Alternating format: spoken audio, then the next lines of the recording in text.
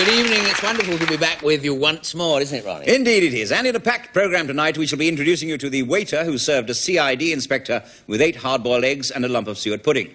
He's been charged with obstructing a police office. And then Sir Keith Joseph will be here to tell us how he loves whiskey but hates teachers. But first, the news. Midland coach drivers voted today never to speak again to the depot manager who said they had no knowledge of local geography. Announcing the decision, a shop steward said, "We are sending him to Daventry."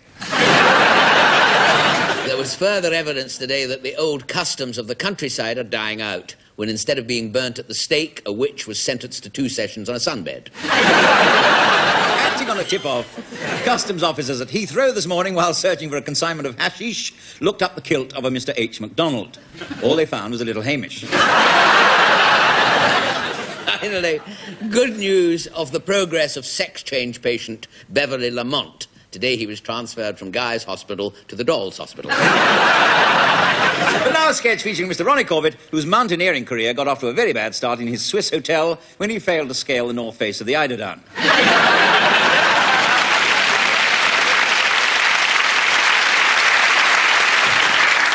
Come in, Giles. What is it? I come to see you, sir, about the cows. Cows? Cows? Cows, sir. You know, big things with a leg at each corner. And a funny kind of bag thing hanging under it. I know the ones you mean, yes. We've got some of those, haven't we? You're the cow man, aren't you? That's right, sir, yes. Yeah. I wasn't until today, sir, but I'm leaving, sir. Oh, no, you can't leave, Giles. What's the matter? Well, it's just the cows, you see. They won't stop doing it, sir. Doing what? I don't like to say, sir. You know, they just... won't stop doing it, sir. What do? They do chewing the thing, the cud? No, not that, sir. No, not that. What else? I know what they do. They give milk. Are they giving milk again? Now, you're getting warm, sir. Oh, no, they're not doing that, are they? They're doing that, sir, yes. Oh, they're still doing that? They're still doing that. They do it all over the place, sir. They're doing it on my clean straw. Oh. They're doing it all over. They just don't seem to care. Well, I don't understand it. I mean, we install facilities. We install flush toilets for them. I know, sir, but they won't use them, sir. Why ever not? Well, they're just refusing, sir. Well, I can't comprehend this at all. I mean, I wasn't informed of this, Giles, you know. Did you know about it? No, I didn't know anything about it at all, sir. Never said anything about a job centre, sir. Did they not? No. And it's never referred to on the Archers, you know. No, sir. That is why I'm going, sir. In short, no, but sir. You're not to go. You're not to go, Giles. After all, you and I are partners in this, aren't we? Well, I mean, we've been farming this land since...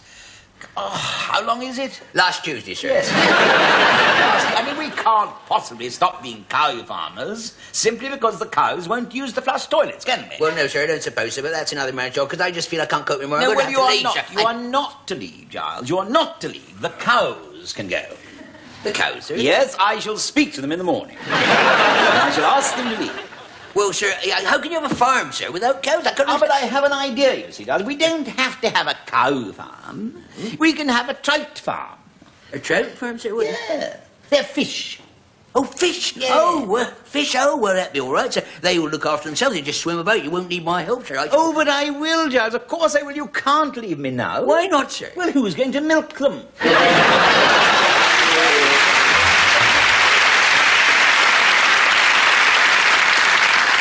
Tonight, Barbara performs a song which, incidentally, she wrote herself and is featured on her new album, Gold. It's called Another Good Day for Goodbye, so here she is to sing it. Barbara Dixon.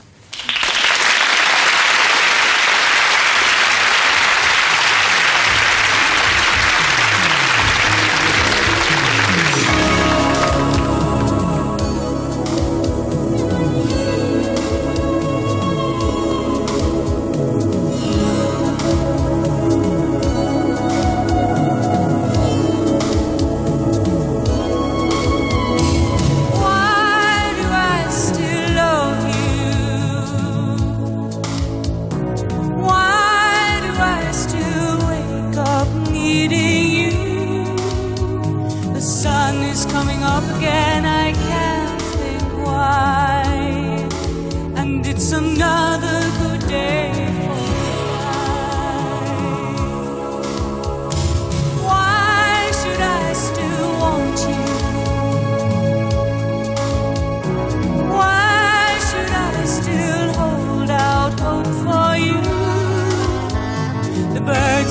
just from morning and I can't think why. It's another good day for goodbye. Another good day for telling you why. It's another good day for goodbye. I saw the photograph, your arms around each other, laughing, darling, she. And though it's innocent, it's guilty here inside my heart. I wish that it was me. I wish. And it's another good day for goodbye. Another good reason for telling you why. It's another good day for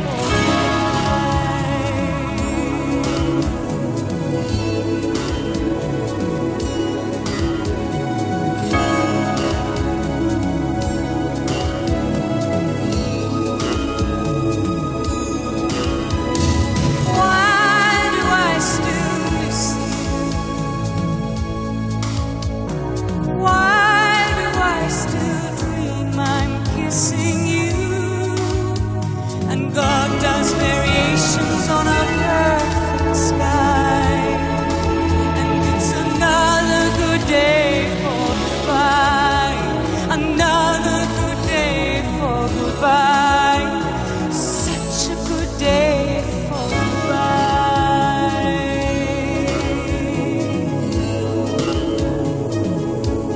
Bye.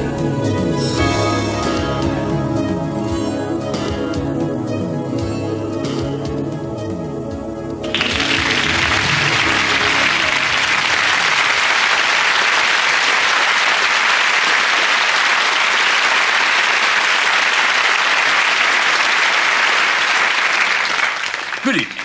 Good evening. I represent an organization of people who say everything twice. I represent an organization of people who say everything twice.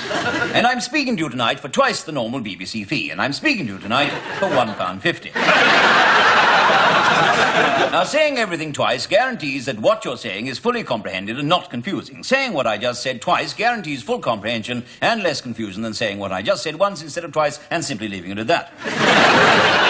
Now, you may be asking yourselves, why do we say things twice? Whereas I'm asking myself, why do we say things twice? Why do we say things twice?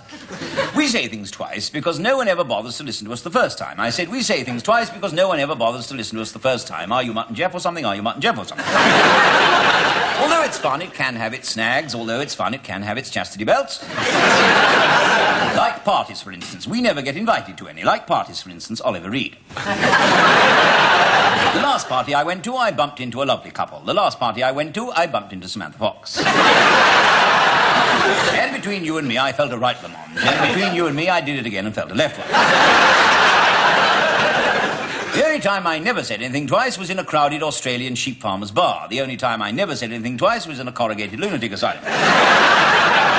When I asked for a pink gin and a packet of cheesy puffs. So I say, when I asked for a good hiding and a flying doctor. Of course, sometimes we do have a day off when we only say things 1.5 times. Of course, sometimes we do have a day off when we only...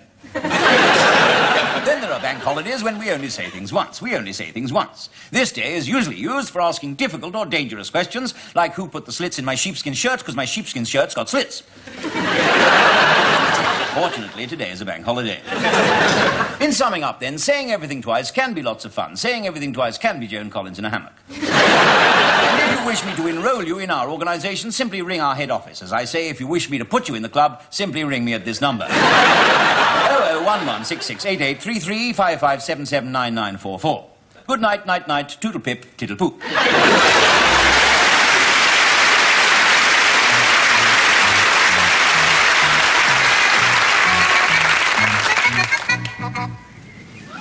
You know how to avoid falling out? Eh? Do you know how to avoid falling out? Yeah, get out of the way. You're going a bit bald under that balaclava, ain't you? Well, I'm not bald. I've got flesh-coloured hair. Go on, you can't fool me. I've got wavy hair. You used to have. Now it's waving goodbye. My advice is to stop worrying about it. I know a lot of people go grey worrying about going bald. The eyes are not what they was either. Why, what was their ears? You know what I mean. I can't see things close to unless they're a long way away. The paper said they can cure short-sighted now with a special herbal solution. Ah, that's just a lot of eyewash. I'm going to get a monocle. You'll sit on that and break it. No, I won't. That's not where you wear it. They've invented a new lens that can be hit with an hammer, dropped 100 feet, and jumped on without it breaking. Oh. Yeah, straight up. As a final test, they're going to let the post office have a go at it.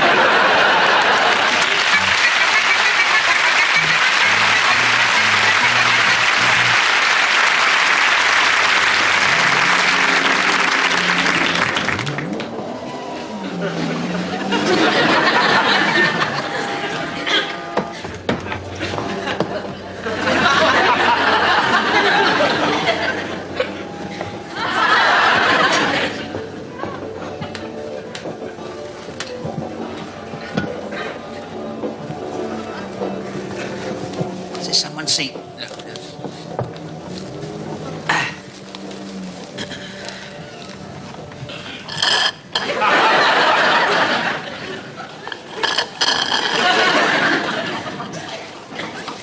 Sorry. Finished it now.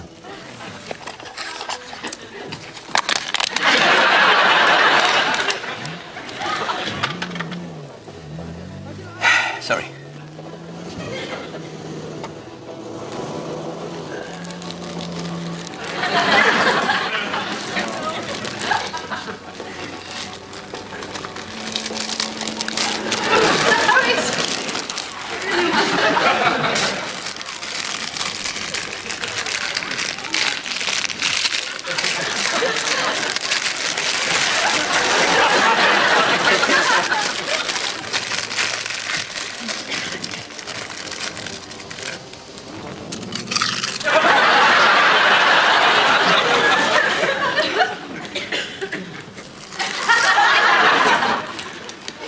Do you mind? Oh, sorry, forget me manners.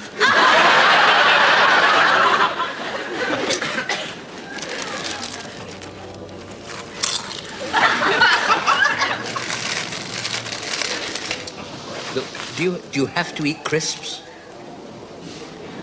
No. I've got popcorn here, I'll have that. Popcorn, would you prefer? No, neither. I wouldn't prefer either. I'm trying to watch the film. Oh, yeah, sorry.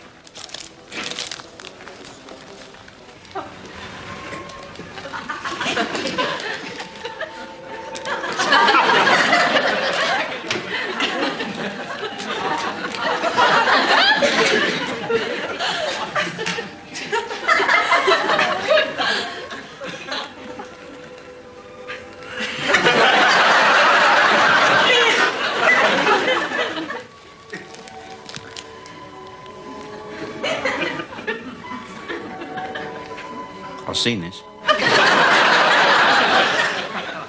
I've seen this film. So I've seen this film. I've seen this film. See that dark bird up there, the one that looks like Audrey Hepburn a bit? See that one? No, she's up there. It's no good looking at me. Look, up there. See her? Well, of course I see her, don't I? She gets murdered to death. About halfway through, she's strangled by her own pair of tightses. Did you have to tell me that? Eh? Did you have to tell me that? Oh, I'm sorry. I didn't realise you're one of these people who don't like to know what's going to come next, are you? Yes, I am. Oh, I'm sorry. Yeah, my apologies. Yes, anyway, it's not crucial to the plot. It doesn't affect the film, really. I mean, it won't spoil your enjoyment. I say it won't spoil your enjoyment. Won't spoil it for you. Right, good. It would have spoiled it for you if I told you the bloke she was with was stabbed having a bath. That camera's a bit... It won't now, will it? Eh? I say it won't come as a surprise now. You have told me. You've just told me. Oh, I'm sorry. Don't keep saying sorry in that empty way. I'm just trying to watch the film. Yes, here. OK, I'm sorry. You will not know... Yeah. I'm sorry, you will not know I'm here.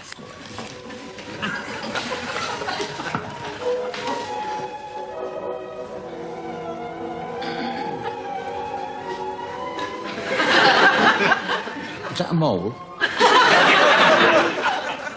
Is that a mole on your hand shaped like a question mark, is it? Is that a mole? Is that a mole there, look? Well, what of it? He's got one just like it. Who? Him, the bloke in the film. The one that gets sucked out the aeroplane after he explodes. He lands on his tidal wave, he's swimming away, he nearly gets to the shore, he's eaten by this giant shark. It's terrible. Thank you very much. Thank you very much. What? What do you mean, what? You have just ruined the entire film for me. I'm sorry, I keep forgetting. I'm sorry, but it's a terrible film anyway, this. It's a dreadful film. Honestly, not worth watching. I've seen it twice. It's not worth watching. Honestly, you'd be much better employed reading that book you got there. Murder at Mallory Manor. That is a good book. That's a very good book, that. I've read that. It's a very excellent book. No, it is. It's a lovely book, that is. It really keeps you on your toes. It keeps you in your suspense until the very last minute. That's lovely. The butler did it. I'm leaving. Oh, don't go. Hey, I hope you have a nice dinner anyway. You can have roast lamb, roast potatoes and peas. Oh. Yeah, and don't plan anything for afterwards because your wife's got a headache.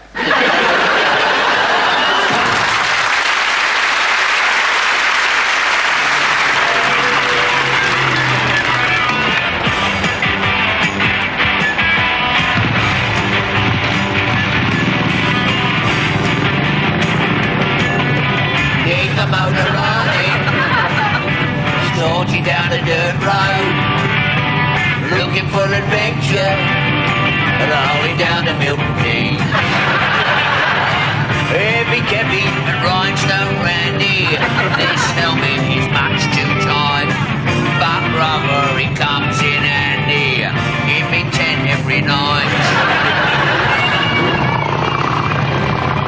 Clinging to me back here, Crumpet sits in silence, wearing kinky black gear, robbery with violence.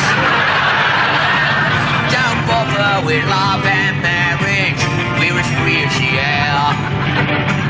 Each week I go up the garage to change the oil in the air. We mean when we're wild, we was born to be wild. Cause we're biking freaks, ain't had a wash for weeks. Breathing down to Bognor, making all the weird scenes, eating tins of baked beans as we're blowing into town. Oh, you jump from dusk till sunup, baked beans make me come alive. Last Tuesday he done a ton up on the M25. Oh, to be vile, vile all the while.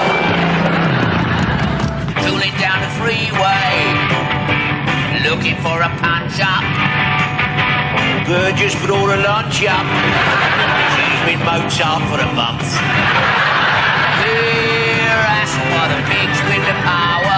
One day I got nicked just because I was doing 45 mile an hour through the British home stores. Sunday night we'll all rock, doing wheelies round the block. It's a drag race. Cool, I'll bring me party frock. Heavy Kevin and Rhinestone Randy, we're the cream without doubt. And tomorrow we'll still be raving if our mums let us out. Oh, to be wild.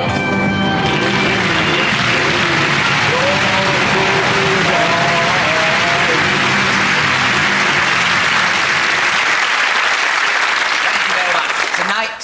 Tonight is rather a nostalgic moment because after 15 years, it looks as though the time has come to say goodbye to the old chair.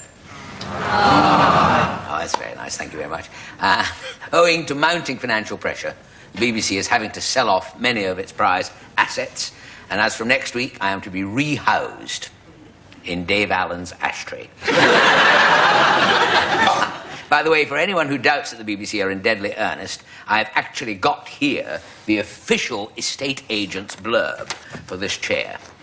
Listen to this. Ronnie Corbett's chair, Television Centre, West 12.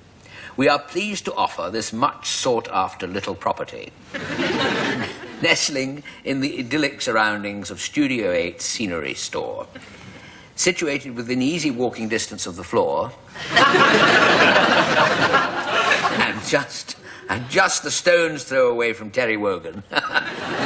Stones not provided, it says. It comprises one sitting tenant of mature pre-war type with ample scope for extension downstairs. How dare they? NB, jokes in need of some modernisation. Realistically priced at $29,000, but we'll take a tenner. Now, I can tell you, I intend to fight this through the courts. And I'm quite confident because I have got a very, very good lawyer, barrister who happens to play golf with me, who can work miracles. I mean, he was the one who got me compensation for unfair dismissal from the Harlem Globetrotters. So he is hot stuff. Well, everyone is on the make these days. Actually, talking of lawyers reminds me there is still one or two legal hitches over my sensational new autobiography. I've got this, you know, it's called The Secrets of a Super Stud. And Rambo Ronnie reveals all. No, at long last, I have decided to kiss and tell. No, I think it's high time people knew, you know, the other Ronnie Corbett, for a change. You know, Ronnie Corbett the swinger. You may scoff, but many's the night I can be glimpsed mixing with the jet set down at Tramps in my tight clinging jeans, with my big gold medallion, my duffel coat open down to the navel, bopping away, you know, till 3, sometimes 4 minutes past 7. I'll admit, it hasn't always been like that. I haven't always been as physical with the ladies as I am today. I was quite a late developer emotionally. I used to have this dream that I was alone in a dressing room with 5 topless dancers playing This Little Piggy Went to Market.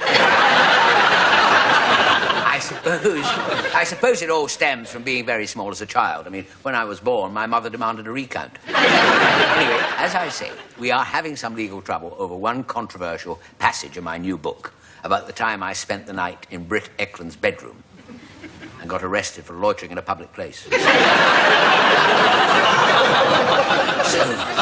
So if the mooker fails to appear, you will know why. But on to tonight's story, which is a true tale. True life tale that actually happened to some very close friends of mine. And since it's a bit personal, I'd be obliged if you didn't let it go any further. Now, they're a bit of a strange couple, these two. Every so often they invite us round for dinner to the chic little pad in Hampstead. It's all very open plan, you know. We've just had the goldfish bowl and the budgie cage knocked into one. And it's a very exclusive neighbourhood, I'll tell you. I mean, where they live, they don't have morning papers. No morning papers at all. Alistair Burnett comes round and shouts through the letterbox. Anyway, here we come to the interesting part of the story. And not before time, I can hear you say. The story, incidentally, this story was reminded to me the other day by Peter Alice at a little informal bonfire I threw after my golf lesson. It wasn't much of a bonfire. I don't know if you ever tried to burn a set of golf clubs. The woods go fairly well, but the irons tend to hang around for a while. Anyway, this, for 20 years, this is the story, 20 years, this husband has kept a big wooden trunk at the foot of the bed. And he has made his wife swear on a blinding oath on her grandmother's grave, which is not easy because she was buried at sea, that she will not, under any circumstances, try and open it. And being a loyal wife, she keeps her oath until one day it's the wedding anniversary. Now, she comes downstairs expecting to find something on the breakfast table, a card or some flowers or, you know, something. There's nothing, not a sausage. So she thinks, well, there is one sausage, yes. And a couple of fried eggs and some toast. But no presents. So after he's gone off to work, you see, she thinks, right, just for that, I'm going to open that damn trunk upstairs and see what is inside it, once and for all, which she does. And when she opens it, there inside she finds 4 golf balls and £800 tied up in an elastic band. What can that possibly mean, she wonders? Well, that night her husband comes home, full of remorse, loaded with flowers, boxes of chocolates, a bucket of Chanel No. 5. And he says, how can you ever forgive me? Happy anniversary, my petal, he says. At which his wife is deeply moved. I am deeply moved, she said. There you are, I told you she was deeply moved. She said, I have a confession to make. He said, you know that crowbar I used to get the skin off the rice pudding? Well, she said, while you were out, I used it to open that trunk upstairs, and I now know what is inside. 4 golf balls and £800. Oh, my God, says her husband. Oh, well, he says, there's nothing for it now. I will come clean. You see, throughout our marriage, every time I have been, as it were, unfaithful to you, I've opened that trunk and I've put a golf ball inside. Now you know. Oh, dear, she says. Oh, I see. Still, I suppose, she said, 4 golf balls in 25 years. Not so bad. But tell me, what about the £800? He said, well, every time I got a dozen together, I sold them.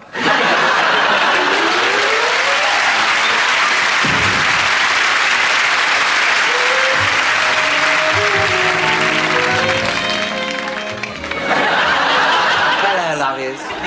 Yes, here I am again, Auntie Claire, solving all your painful problems with care and compassion. And if I can't solve a problem, I sit on it for a while, and it disappears. I'm going to sit right here and read you all a letter. I'm getting piles of mail from you. Like this one here that simply said, my better half hogs all the bed. She's a love but far too chubby. Oh, that one's from my hubby. May I quote a note from poor perplexed Loretta? My mate ignores me all night through.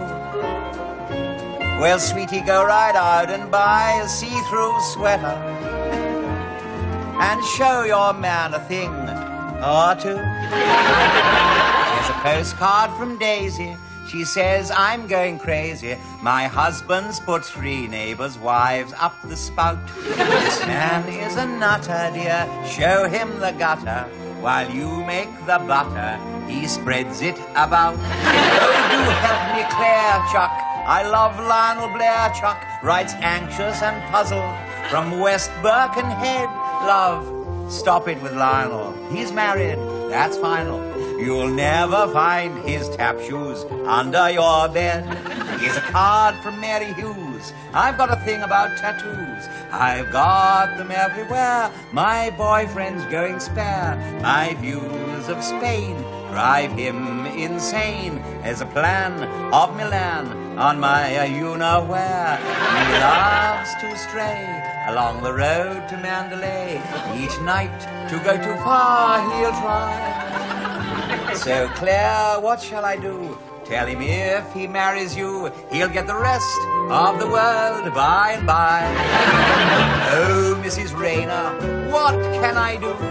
My husband Jack has lost the knack, says Mrs. Fruit from Crewe. Try some indoor sports, love, I told Mrs. Fruit. Now every night she winds up playing Trivial Pursuit.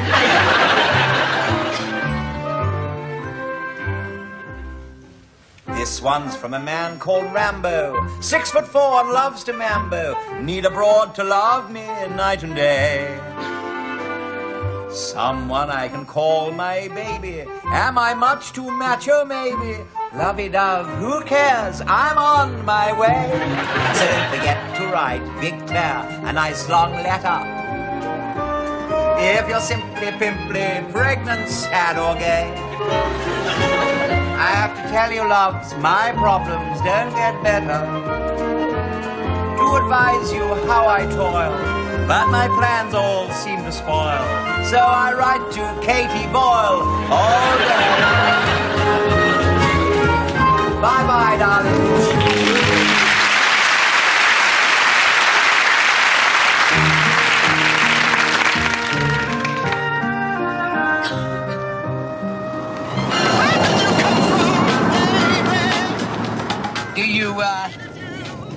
Do you like the fur coat, Miss Goodbody? Oh, I do, I do. You're such a darling. And the necklace? Oh, it's beautiful. I can't wait to express my gratitude properly. The first of many times. Look out! You trying to kill everybody? My secretary is very, very sensitive. What? Village idiot. Thank you very much. That's the 4th village idiot we've run into today. Right, where is this hotel? 450 yards ahead, turn right and it's second on the left. The Smith Hotel. You are so efficient, Miss Goodbody. And for a temp, too. What a lucky day for me the day you arrived. One way and the other. Right, Smith's Hotel. Here we come. Shall we call ourselves Mr. and Mrs. Smith? I'll be Mr. Smith.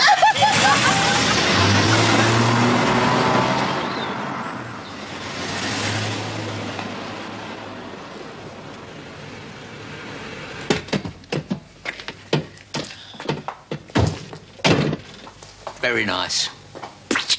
Very discreet. How about being carried over the threshold? Well, I think I'm going to be a little too heavy for you. Is that Smith. Smith. Look, Miss Goodbody, would you mind slipping this on the old German? Oh, sir. Does this mean? It means, dear, I always carry a spare.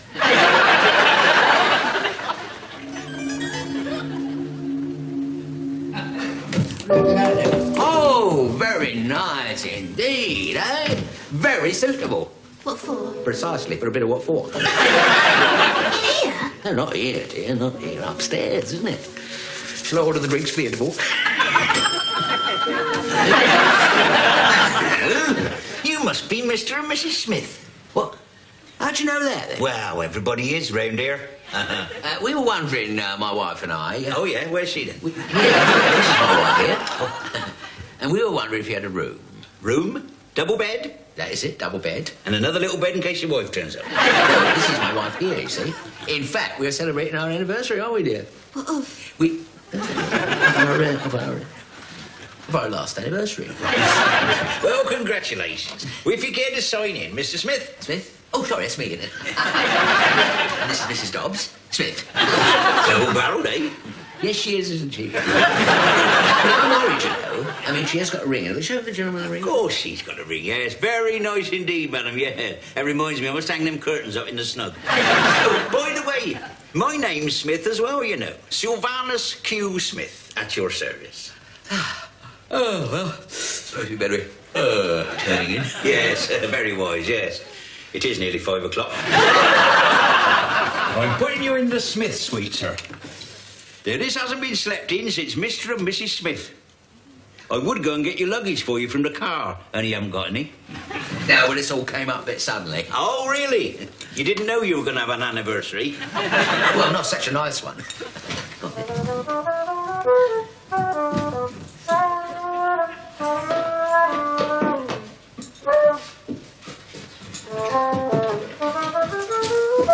Oh, look.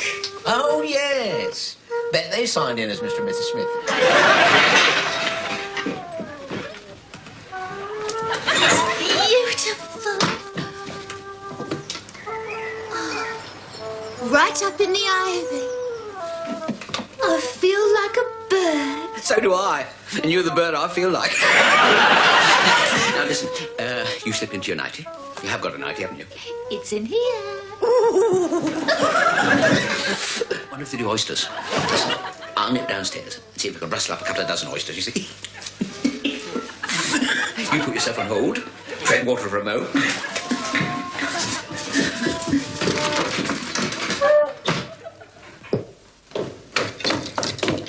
Have you got any oysters? Better than that, sir. The Smith Special. There we are. When it comes to putting lead in pencils, that makes a 4B into a 3/8. Cheers. Oh, ain't old strong, isn't it? Still very quiet here, isn't it? You're the first person I've seen here. There's nobody in the street at all. Oh, well, all the regulars will be in later on. Yeah. Jim Smith, the Smith family, the 3 boys, you know, the Smith triplets, Larry, Barry and Harry. And then the oldest inhabitant, old Smithy. Not the Smiths. Well, not really. Be quiet, Smith. Who's this, Sam? That is the first man, Adam Smith. And this here?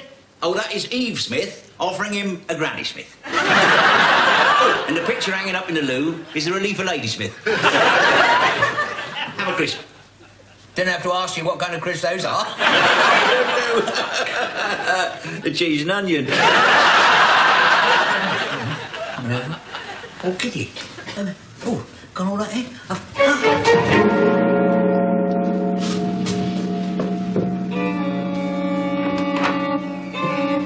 Good morning, Mr. Dobbs. What? Did you sleep well? Where? Oh, look, lovely day. Where am I? Where is she? The chambermaid, sir, day off, sir. No, not chambermaid. Chambermaid, Miss Goodbody, my temporary second wife. My second wife. It's all going to be, you know. We were going to, you know. We were going to. Why haven't we? What? Well, this isn't the Smith suite. Smith suite, sir? We haven't got a Smith suite. Well, this is not my room. This is a room you booked, sir. One single room, sir. Single room? What use is a single room to me? What are you going to do in a single room, eh? Well, where is she? Where did she go? Not just... Ah, the kiss. This is it. This is it. This is it. You're not going to use all them, are you? Where is it? Where is it? It's just along the passage. Pull the chain, hold it down, prepare it, sir. The Smith suite. It was here. Where is it? This has been the toilet roll cupboard ever since the time of Ethelred the Unready. Where's Miss Goodbody? Where is my crumpet? I could warm you one up. She was already warmed up, thank you very much. Now, where is she? Where is the lady I arrived with? You arrived alone, sir. We arrived together. We signed the boat together. Well, come with me and I'll prove it. Come on. There you are, look. No Mrs. Smith there, is there? It's got Brian Dobbs there. Of course it has. You signed it. Yeah, but Mrs. Smith was standing there. Mrs. who? All right, then, my secretary, Miss Goodbody, was standing there. Any distinctive features? Well, she was wearing paper knickers. And you were hoping to catch up on your paperwork, were you? I'm going to see the police about this. There's obviously something at the bottom of this. Yeah. Paper knickers, I dare say.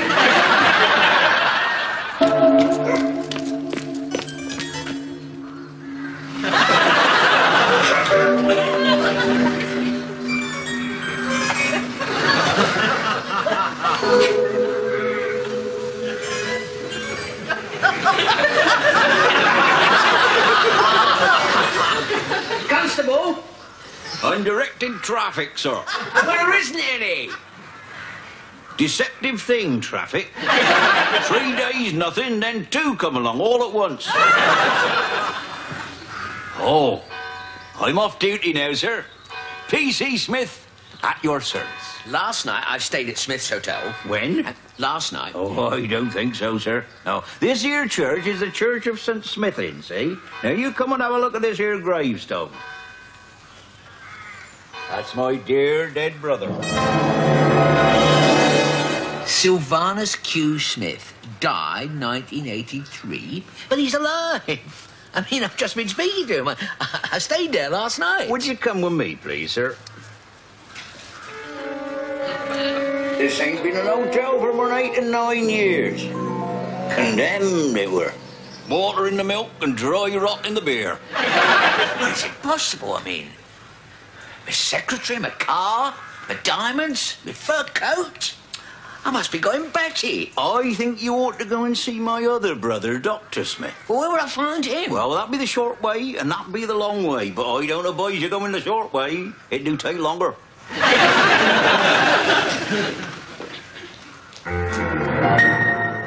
That's Smith's disease, all right. You've got a bad case of it.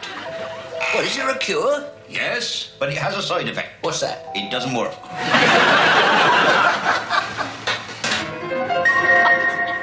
That's her. That's Miss Goodbody.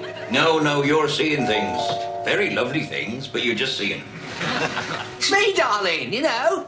Bunny lugs, you know, Scoochum, Inky Dinky. I'm sorry. I never saw you before in my whole life. Smith's disease. I'm going to start raving bonkers. There you are, a second opinion, that confirms it. What you need is plenty of fresh air and cold showers. Take all your clothes off and walk home in the rain. I'm mad. I'm going mad. Mad. Well done, Nurse Smith.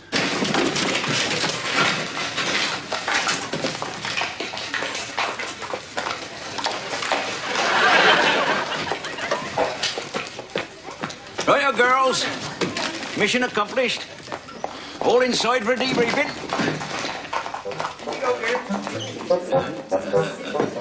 Well, I think we all deserve a drink, don't we, eh? Here we are, 1 fur coat, 1 diamond necklace, and, of course, 1 Jaguar. Well done, Sandra. Aha! The late Mr. Smith. I know what you do. You run a temp agency, don't you? Every girl you send out has to ensnare a boss, eh? Then he buys her expensive gifts and all that. Then she lures him back here. Then she disappears, doesn't she? Eh? And you drive him mad then, don't you? Thank you. Right, you've met your match now, Smith. I'm going to the police. Not P.C. Smith. Alias Dr. Smith, alias you. Nice work, Dobbs. There's just one thing. You tell the police, and we'll tell Mrs. Dobbs. Get on the phone, Sandra. No, please. What are you going to do now, Dobbs?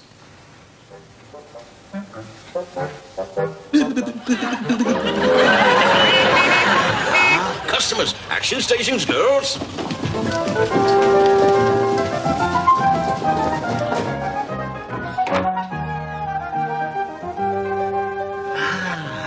You must be Mr. and Mrs. Smith. Welcome.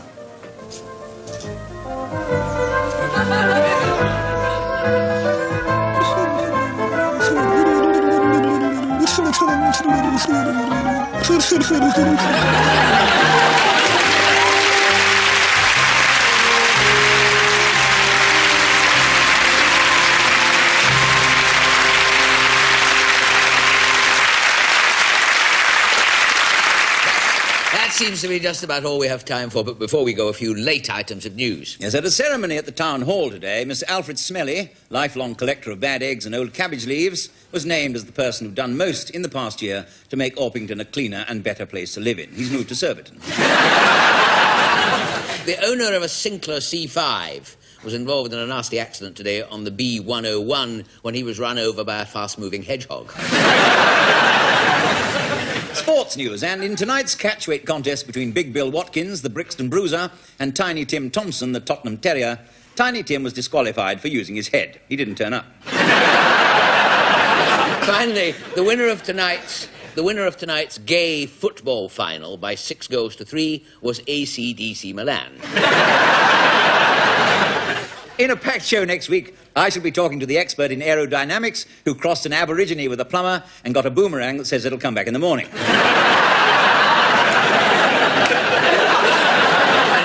And I'll be talking to the extremely shy rhubarb grower who used to hate meeting people, but now he hides under an old bucket and forces himself.